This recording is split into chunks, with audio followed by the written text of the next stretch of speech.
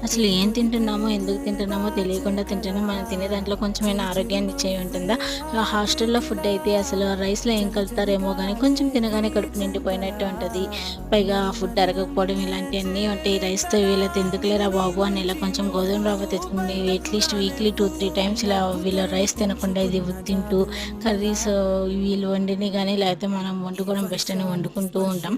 పైగా మనం చేసే జాబులకి ఎప్పుడు సిస్టమ్స్, ఫోను చూస్తానే ఉంటాం. ఎందుకులే కళ్ళు పాడైపోతాయి, జుట్టు ఊడిపోతుంది. ఇప్పుడే ఇలా ఉంటే ఇంక మనకెలా ఉంటది ఫ్యూచర్‌లో.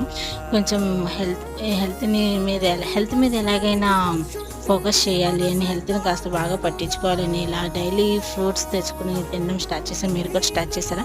బనానా కొంచెం మనకి హెయిర్ గ్రోత్‌లో ఇంప్రూవ్‌మెంట్ కనిపిస్తది. అలాగే క్యారెట్స్ కూడా మన కళ్ళకి, హెయిర్ గ్రోత్‌కి బాగా యూజ్ అవుతాయి. మీరు కూడా ట్రై చేయండి. Please subscribe. మన వీడియోస్ చూస్తున్నారు కానీ సబ్స్క్రైబ్ చేయట్లేదు. Please subscribe.